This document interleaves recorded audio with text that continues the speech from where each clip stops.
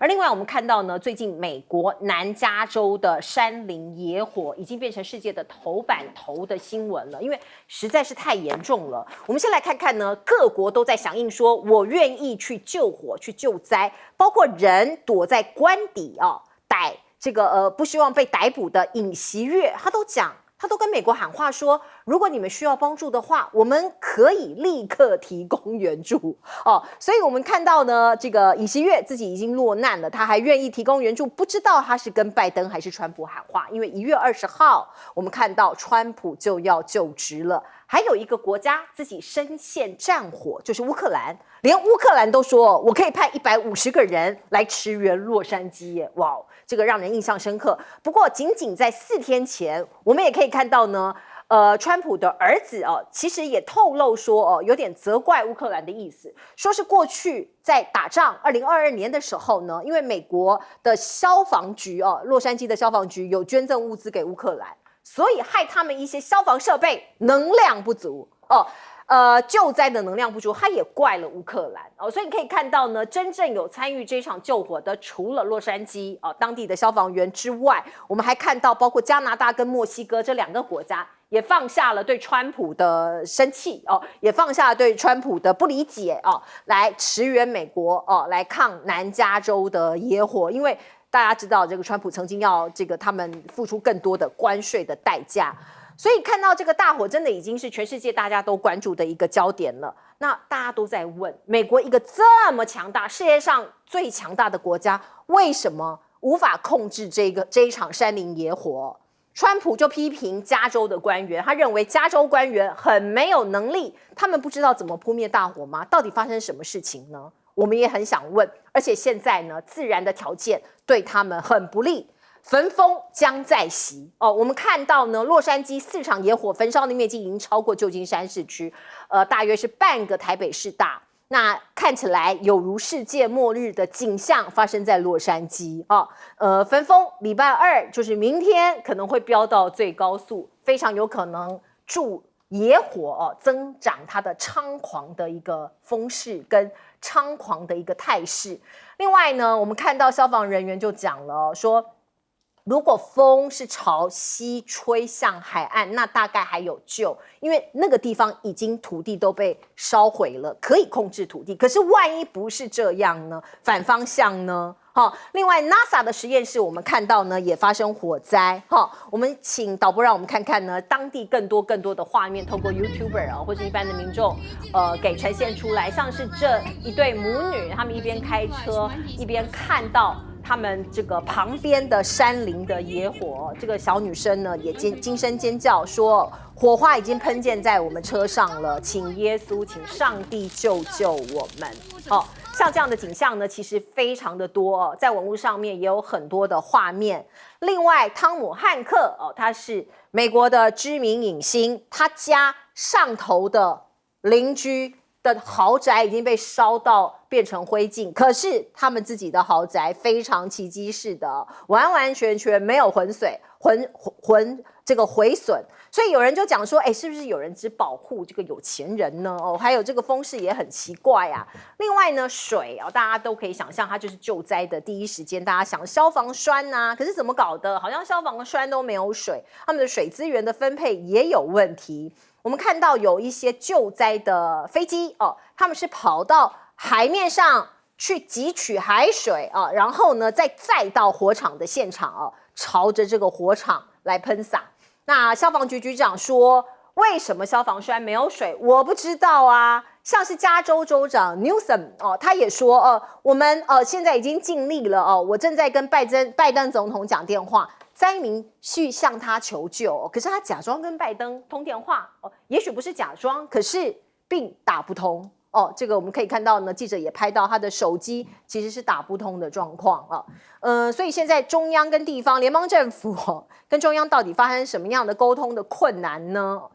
有民众就说你们有钱煽动战争，可是没有钱保护民众讲的当然就是乌克兰的战争，以及包括加萨走廊的一些包括一些战事美国都有出钱去支援。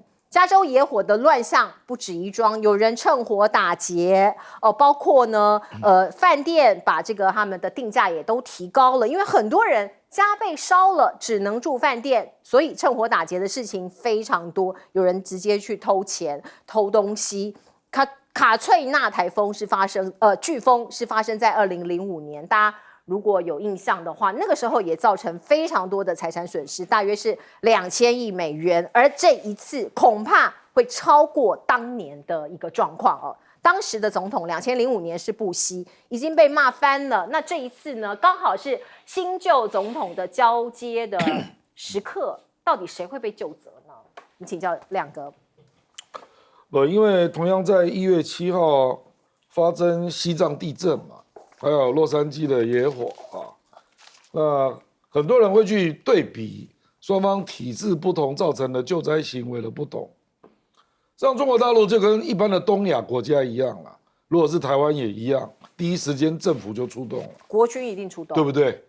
日本、韩国我相信也是如此。自卫队，那个美国呢，1月7号起火，1月11号洒水的大型的飞机才开始进场，这个有点不可思议了。我觉得这个可能牵涉到这个美国的有一些问题的治理的哲学的问题了。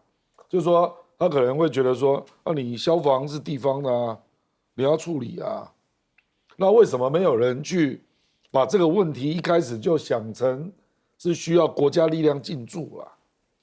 因为我觉得美国已经发生过好几次这样 ，Katrina 那个飓风也是这样那这次又是这样。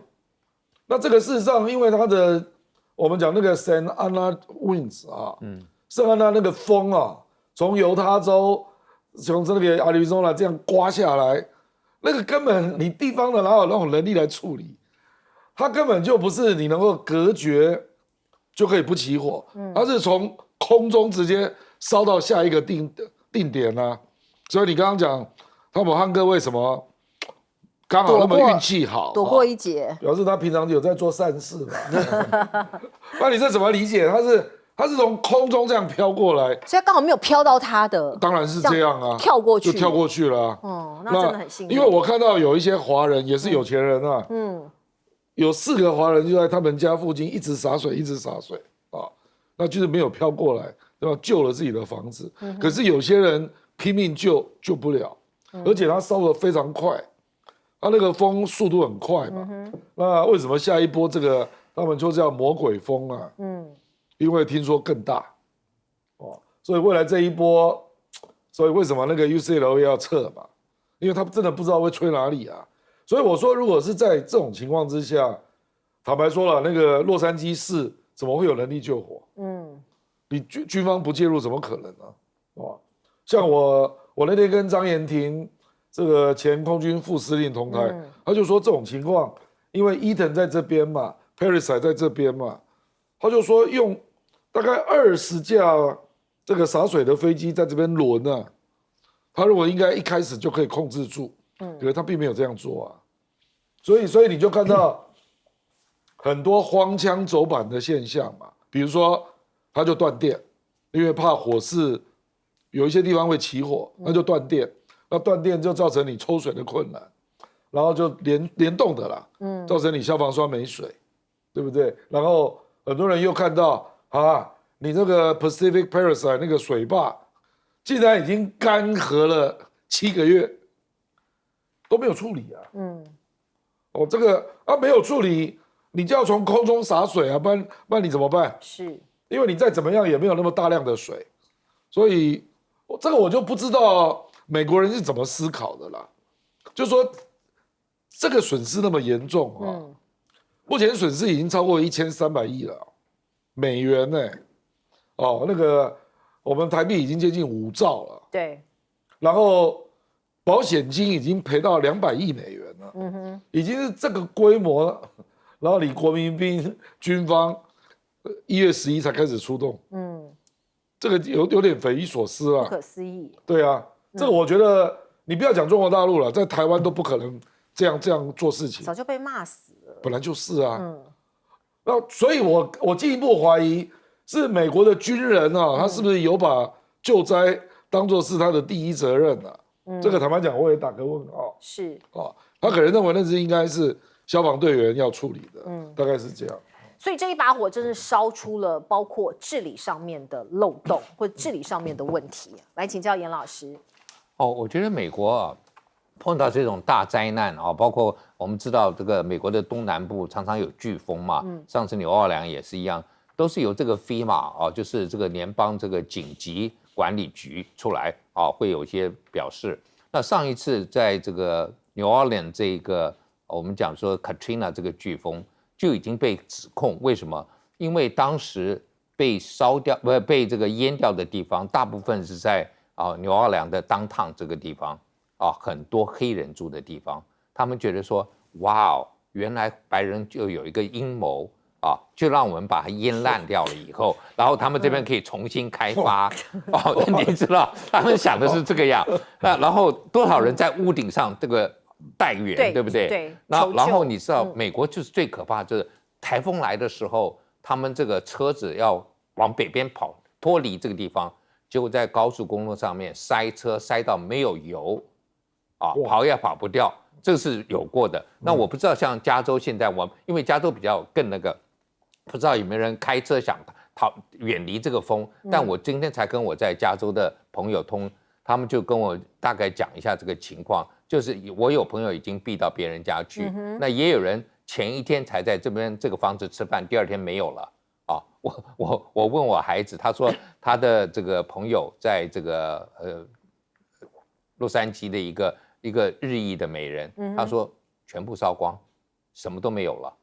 所以这个东西就是说，真的，我们只能讲说，天灾是一个不会歧视的，有钱的没钱都是一样的所以今天看起来，我觉得加州也好，就是美国的政府、联邦政府也好，必须要想一个办法，比如说像未来有可能我们讲这个，因为加州常常有火灾，所以很多保险公司都不帮你保了。那这个时候包括就有点像是什么，有点像。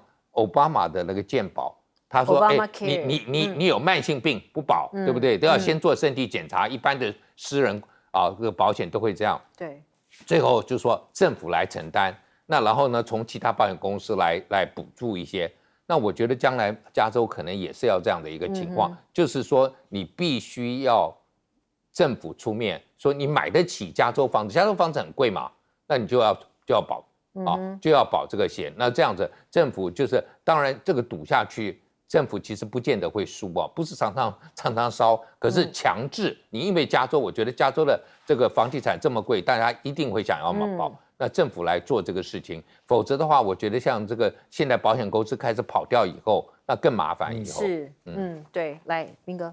其实刚严老师讲的那一种阴谋论，现在在加州当地正在讲，对，因为一堆。你富人区也就算，穷人区那些人被烧，都觉得你们故意不救我，就是准备要开发这一块地方，重新开发土地，对就是这样子。跟我们14、15号公园是啊，基本上一样啊。台湾过去经常发生，每一次只要被判定为古迹，第二天就会失火，就是这样子。放火把它烧了。所以这当然都是阴谋论啊。那可是就可以感觉出来，当地现在是人心惶惶。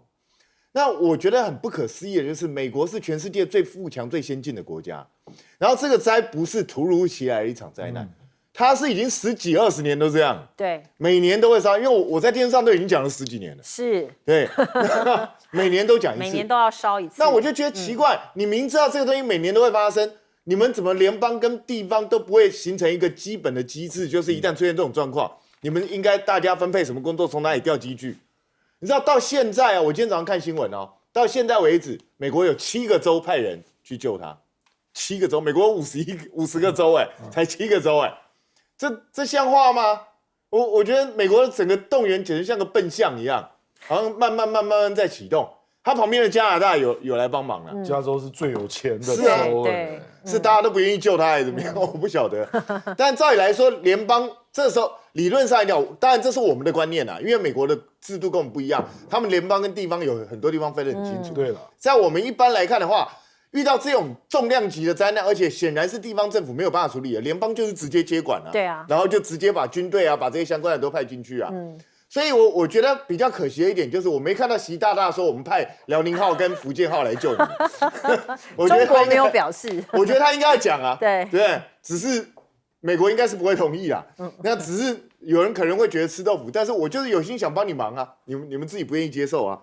那我必须说，现在比较不好的消息就是，因为第一个刚刚提到了，下一波的焚风可能会更强。对，然后再来呢，历史上这一次还不算是最久最大的哦。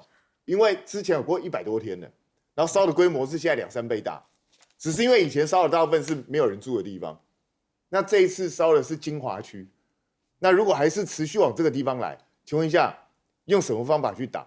所以我真的觉得美国到现在才动员7个州，真的有点不像话。你好歹动员30几个州，你说夏威夷、阿拉斯加这种比较远的就算了，你内陆的这些州大家都要动员，他们都是美国人嘛，都要一起来救。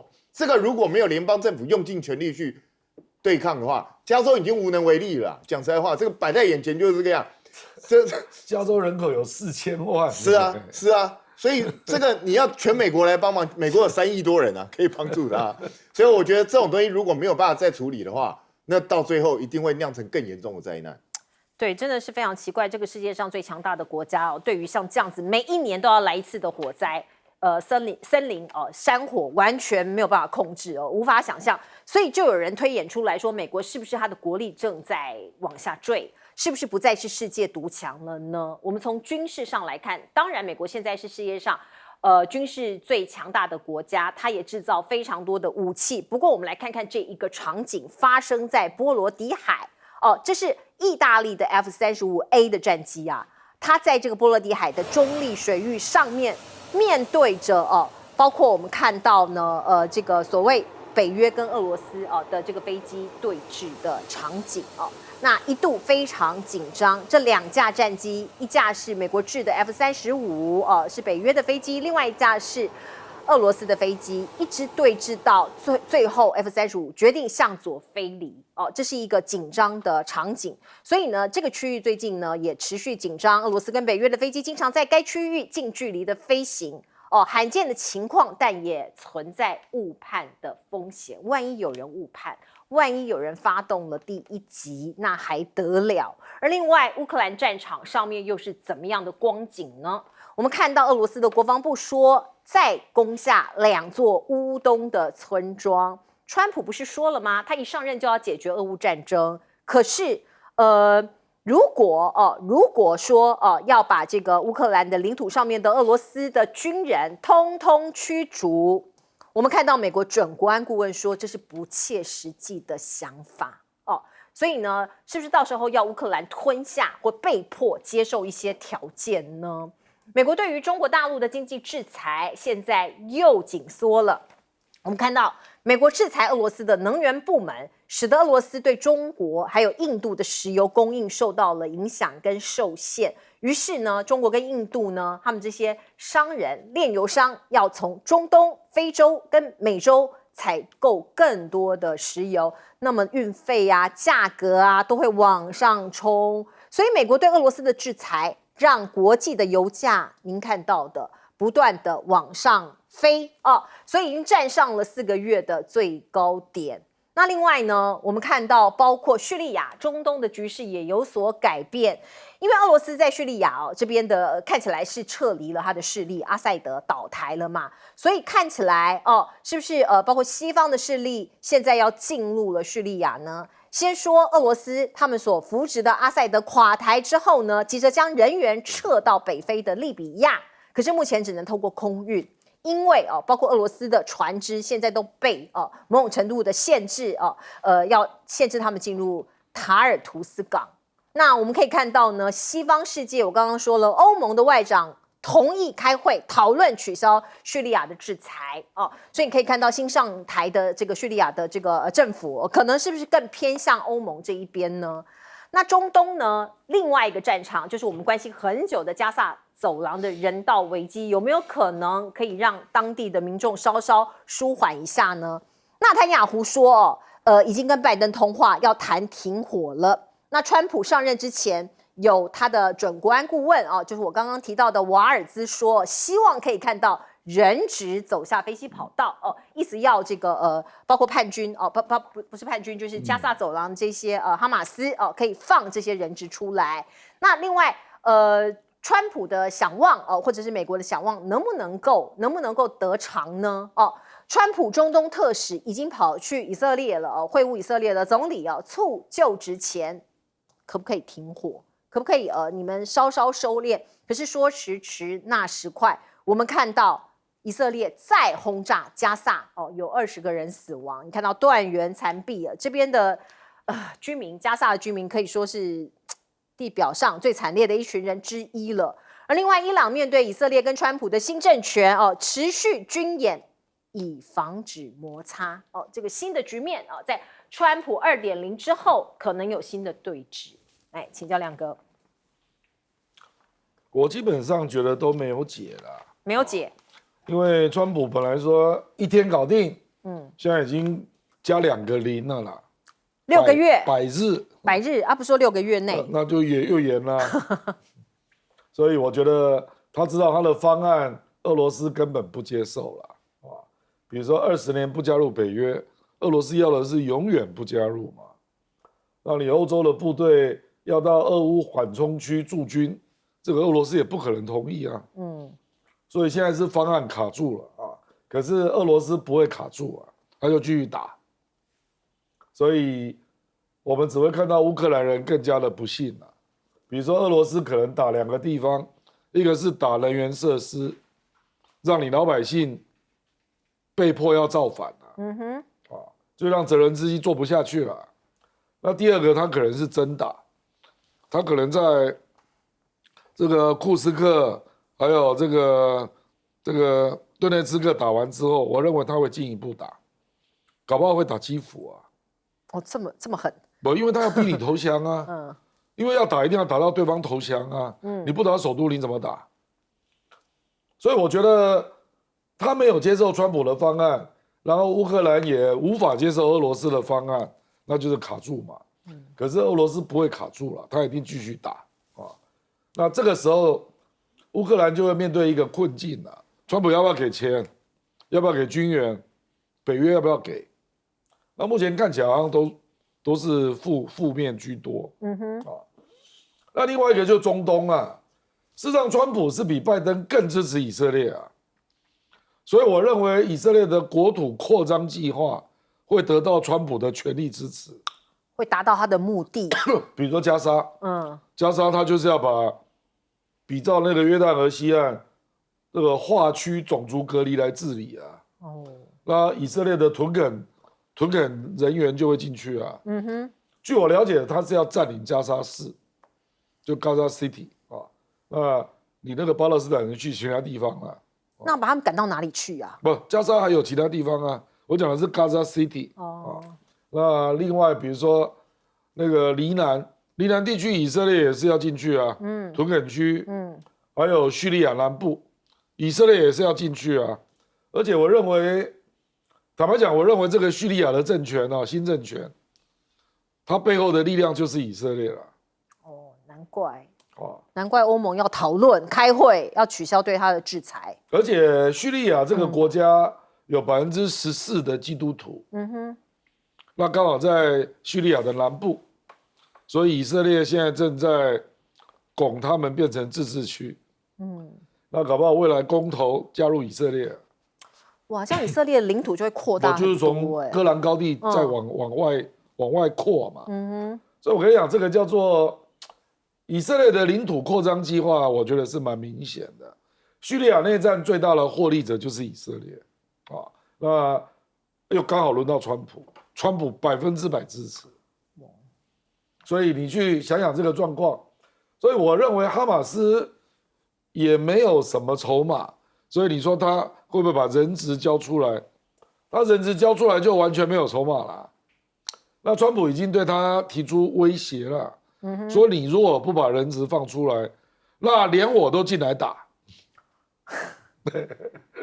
所以我坦白讲，我相当不乐观了。我认为中东地区，因为以色列本来就已经占尽优势，那如果川普的态度是比拜登更支持以色列，那这个地方大概就是以以色列的计划为主了啦。因为其他国家都没有办法介入啊。而且俄罗斯本来在叙利亚外面有一个海军基地嘛，那个 Tartus 啊，那个地方有人怀疑遭到了极严重的破坏，甚至有人怀疑有人在那边丢核弹嘛，战术性核物。为什么呢？因为有人拍到了蘑菇云了。哦，所以那个海军基地目前是严重的损坏。那叙利亚基本上不准他回去，所以现在俄罗斯也回不去叙利亚。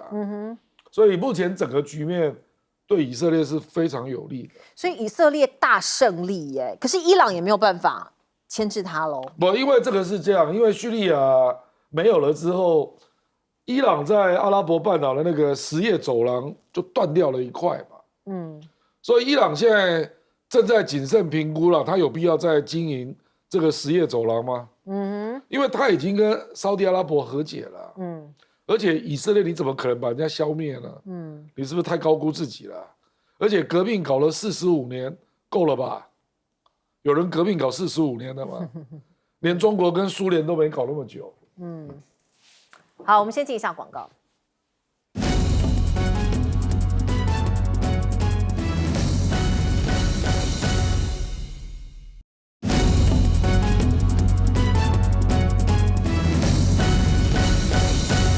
好，我们请教严老师怎么看中东的局势，以及包括美国跟中国大陆的对峙。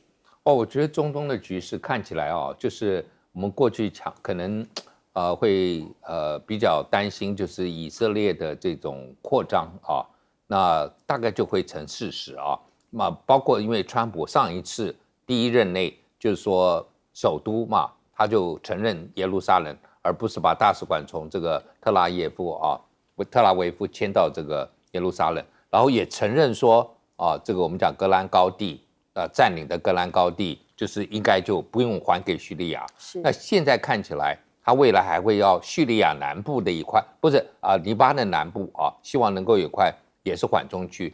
那以色列要的缓冲区完了之后，它就是屯垦，对不对？那这个扩大的就是我们叫做 Greater Israel， 那表示什么？表示巴勒斯坦什么两国论，大概以后就没有人会去讨论了就是以色列就是他现在他想要的都要，我不知道他会不会还想要回他一度占领过的西奈半岛，应该不会但是至少他要的东西大概会，那川普会力挺他。那我觉得中东局势虽然可能短期之内看起来好像稍微稳定一点，因为叙利亚最可能的威胁黎巴嫩是不是政府嘛？黎巴嫩是真主党对他的威胁，可叙利亚是政府是对他的威胁。那这样看起来，暂时以后都不会有这些威胁，好像稳住了一段。可是你不要忘记，你这个只会造就更多的恐怖分子，更多的这种组织，可能在伊拉克，可能在其他的地方，也门继续会对以色列采取某种的报复而且我必须要提，就是因为以色列人。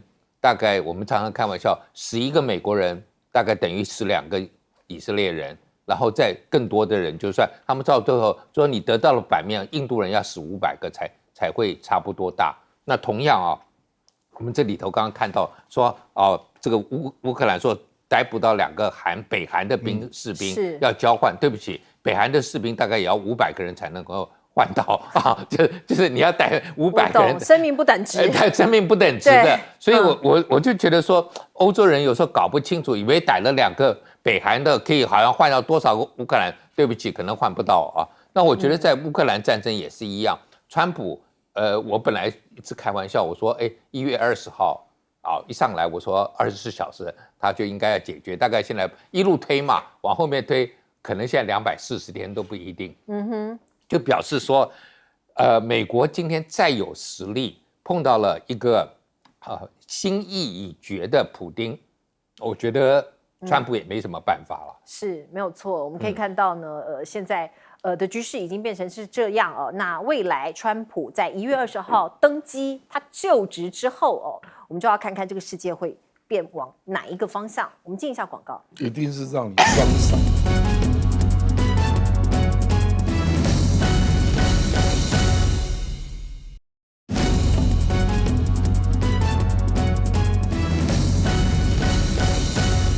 好，我们最后时间交给斌哥。然后讲泽伦斯基想要拿这个2个北韩士兵去换俘哦，你确定那2个北韩士兵想被换回去？他们想要被拘留。你觉得金正恩会怎么样对待他被俘虏人？据说北韩士兵他们是有被接受到训练，你不可以被俘虏。对啊，所以你确定他能够换到什么东西吗？你确定是这样吗？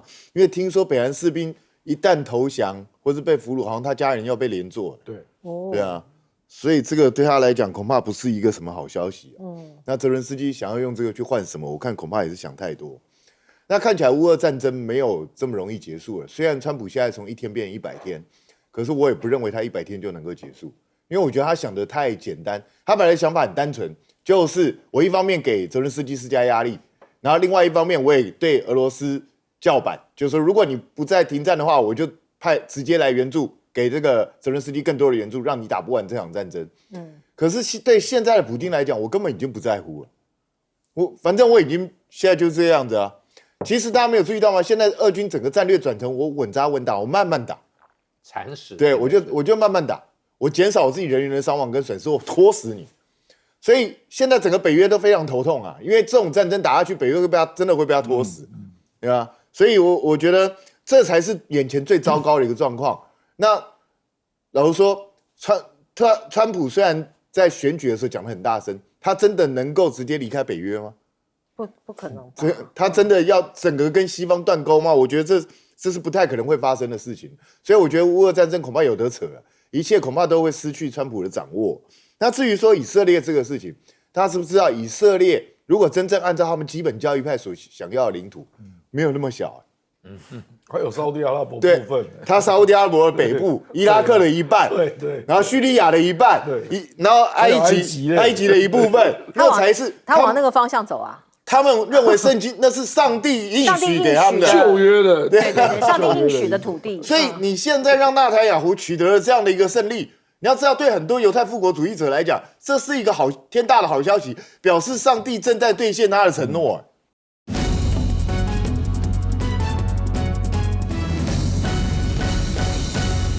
好，欢迎您回到新闻大白话的节目现场。我们介绍这1个小时的来宾，首先是耶鲁政治学博士郭正亮，大家平安，以及资深媒体人谢寒冰。主持人好，大家好。接下来是政大国关中心兼任研究员严正生老师。主持人好，各位观众大家好。好，观众朋友，我们来看看礼拜六在自由广场的这一场电鼓机，有一个人表现得非常有戏剧张力。黄国昌他现在是民众党的代理主席，他最后在活动结束之后，率众站在战车上面，面对总统官邸说：“我不是冲不了总统官邸，而是选择不冲。”沈富雄看到他高张力的表演，就说：“他厉害黄国昌就是点厉害他知道他不会冲，他不敢冲，冲了反而糟糕。可是他硬要把这个场面讲成是他不要冲的，化被动为主动，说他如果冲绝对不敢，这个厉害。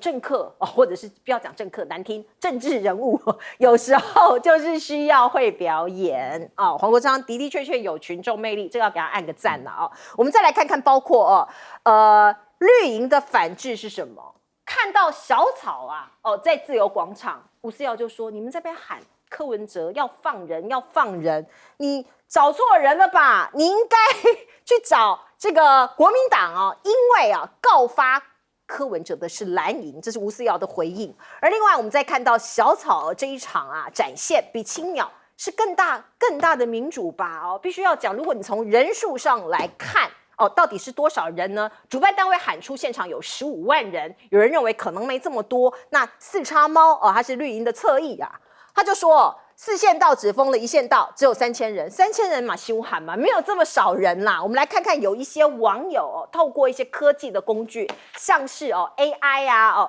或者是像 Google Earth 或者是这个 Chat GDP 来算人数每一次的活动场面有多少人，都是一个争议的焦点。我们先来看看礼拜六小草的这一场在自由广场，这位网友叫 YYDS210他就讲，他说同时在场人数他推估是5.7到7.6万人它是丢到这个 AI 去算的以面积跟人占领的地方这样来估算的。那我们再来看看呢，这算不算最大的民意？那反观2万青鸟集结这个是我们看到的是去年年底的青鸟的活动。他们当初说是有2万人，可是我们看到也有人用现代的科技工具来估算，说大概只有4000到6000人左右大家看一下这个对比大家看一下这个对比。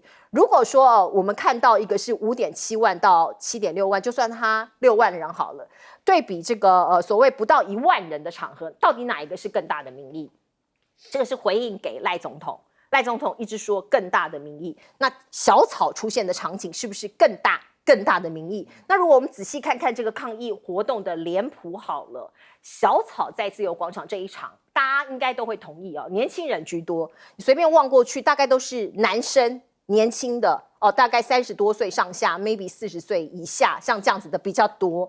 那青鸟说是鸟，可是老人比较多你看你一眼望去，比较中高龄的人比较多所以你看到呢对比像是南韩反影的也是年轻人比较多，挺尹锡悦的老人居多资深公民居多所以大家可以看得到年轻世代对于哪一方比较支持那赖总统所谓更大的民意到底是什么？我们看看线上一样民众党的线上直播111电狗机同时在线人数，黄国昌和党团站在一起的时候达到11万人。那现在整个影片在发烧影片上面也变成第1名了所以这个是一个不可忽视的力量不晓得赖总统心里怎么想的。可是现在坊间有一些学者或是一些意见领袖已经喊到2028年的蓝白合了，包括你看到沈正南，他是挺科的一名医师他说小笠原教授预测的，他也同意，他认为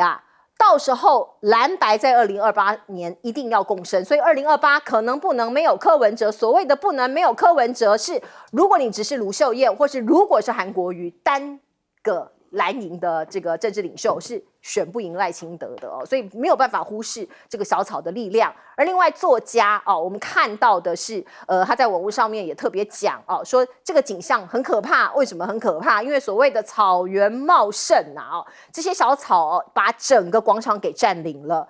如果小草这么多人愿意在寒风中站出来，代表他可能非常的厌恶绿营，很愁绿你要他含泪投蓝，也要一番沟通。因此呢，蓝营如果你有人不管是韩或是卢，有志于总统大位要化狂草为合作选票，这样子可能前提是要承诺如何救柯文哲这个是很多坊间的说法。我们请教亮哥同意吗？包括这个小草的活动，你看到底有多少人？是更大的民意吗？不啦，因为你那要看你几点去啦。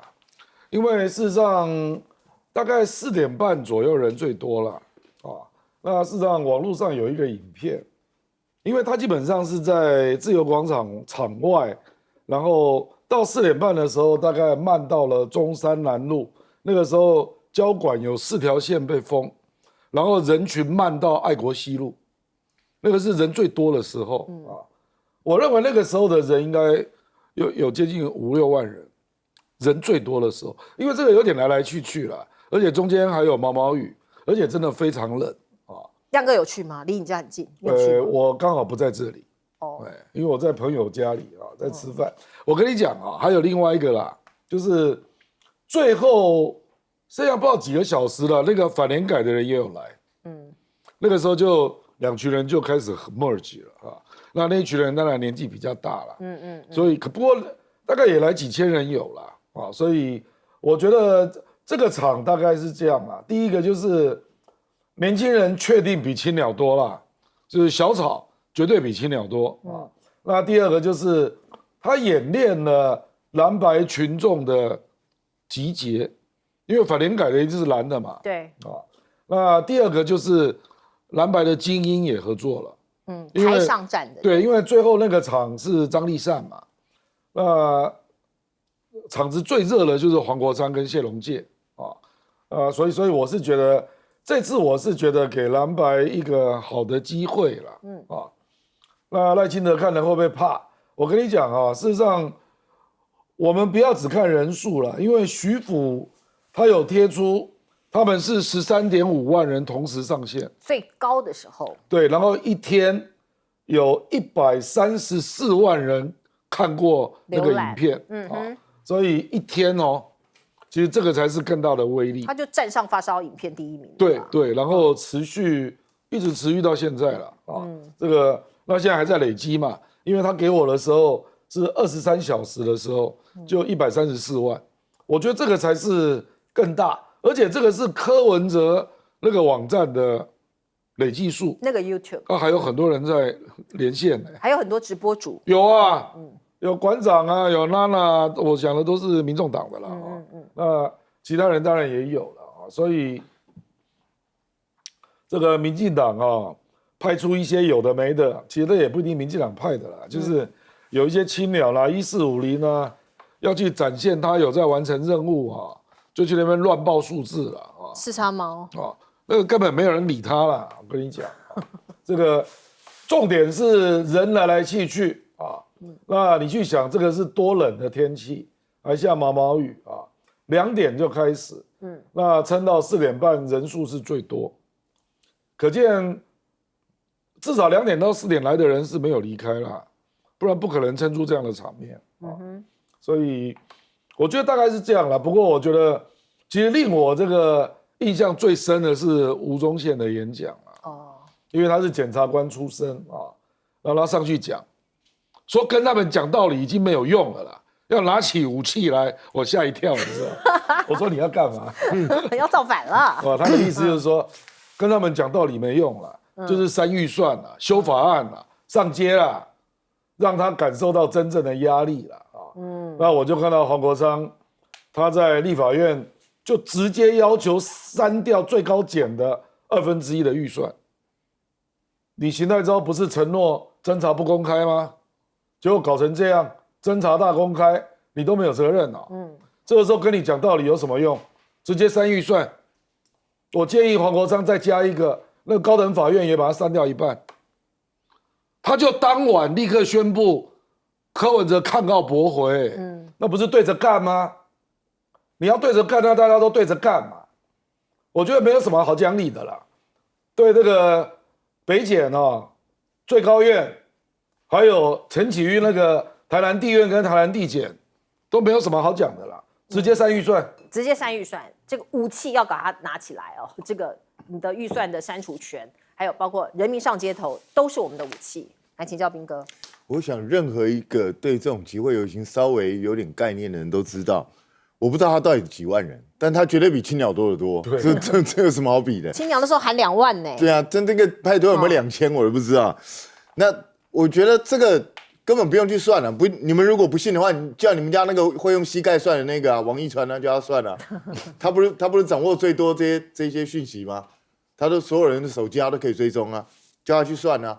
这个没有什么好比的啦。我今天要来录影的时候，我刚好在路上遇到一个，在内湖那边遇到一个妈妈，她就跟我打招呼，她说她有去，然后她2点去，但是因为冷，对，所以她大概3点多就从那边离开了。很多都这样。对啊，就是现场到场支持一下就走了。所以这种来来去去人一大堆啦，你根本就很难去计算实际的人数。那我觉得这场活动最大的意义，很多人说你集会游行又怎么样？赖清德也是不理你。他当然不理你，我们一开始就知道他不会理你啊。那我们也不可能学那个这些青鸟什么要冲行政院、冲立法院，没有意义啊，做这种事没意义啊。重点是什么？重点是展现赖清德最想看到的东西。赖清德不是要看更大的民主吗？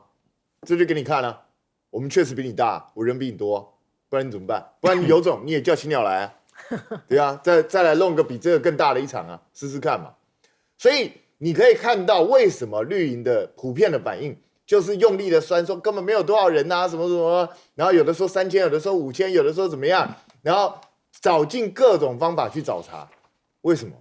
因为他们知道人数实际上跟这一场根本跟111根本不能相比啊，所以我觉得这个会造成一定的压力，但是只是这个东西造成压力没有用，还是一样要实际的攻防才有用。我觉得接下来很简单。就是考验蓝白那一天在现场是呈现一个大和解的局面，甚至包括林涛这个过去民众党大概最讨厌的人之一，他也去现场，那所以我觉得现在看起来蓝白合中间的隔阂是越来越少。那只是你到完全紧密结合吗？也未必。为什么？我昨天就看到 PTT 很多人在问，如果2028升个念简讯的要继续选，你们投得下去吗？但是我就觉得你们不用去讲这些话，因为那个念简讯的，我跟你保证2028不会选。真的吗？对啊，我跟你保证不会了，他也不会想再试一次，因为上一次说真的选的也不是很好看，讲实在话就是这样。所以我觉得接下来一次又一次，不管在罢免也好，在立院的攻防也好，蓝白是要展现他们更紧密的配合、协同作战。主要是没有金溥聪。是啊，哎，听说他私底下也还在运作一些事情，对啊，所以我是觉得这个是一个好现象，但是接下来绿营针对蓝白之间见缝插针、挑拨离间的动作一定会更多，是，所以一定要小心提防这一点。如果在这个时候好不容易呈现了一个气象被带走的话，那就全盘皆输。严正声老师怎么看？我看的可能跟很多人观点不一样哦。我一直觉得说，柯文哲是蛮有争议性的啊。那我们也没办法确认他到底这些案子里头到底他的这个涉入的程度有多深。但是就是因为在民进党的掌控的司法体系里头做出来的事情是超过许多人的想象，让很多人再不喜欢柯文哲也都愿意上街头的话，那我觉得民进党要紧张一下了。就是说，如果是一个大家都蛮喜欢的政治人物啊，蓝营也觉得可以接受的，那这样子你去挺他，我觉得这个大概可以接受。可是其实柯文哲在蓝营也并不是这么受欢迎的嘛，但是有这么多人愿意回应哦，那我觉得这个代表的是民进党的仇恨值很高哦，那我觉得这个是民进党应该要去检讨的部分。那我也赞成这个检察官讲的，就是你今天只有删他预算了，真的，我觉得我们的司法，我每次都很想带一瓶我的这个钙片上来，交给我们的司法官啊，就是请问你们的脊梁在哪里啊？真的是骨头不晓得这样，因为我一再强调，我们今天付给他们这么高的薪水，以前是说希望他们养廉，对不对？就是说不要贪污，但结果还是有很多贪污。那我另外一个想法就是说，今天有了这么多的薪水，包括你们的很保证非常好的退休金，就希望你们稍微脊梁直一点吧。啊，可以对抗一下吧，不需要这么，因为我可以理解，像有些年轻人啊，这个参加这个1450外围，他们也没什么其他的工作，哎，这边有一些薪水可以拿就不错。哎，你们今天这些检察官也好，法官也好，你们通过国家考试都有工作都有保障，然后你们的薪资很高，你们的退休金比所有的人都高，你还担心什么？你可以稍微独立一点吧。为什么要做这个政治人物的这个附庸？我觉得这个是我希望透过这一次让他们稍微有点警醒一下。是没有错。这个像是我们的法官或者是我们的检察系统的这些检察官，应该都是社会上极具有这个象征意义、降地位的人希望可以拿出一些良心让我们的司法可以更独立更有自主性。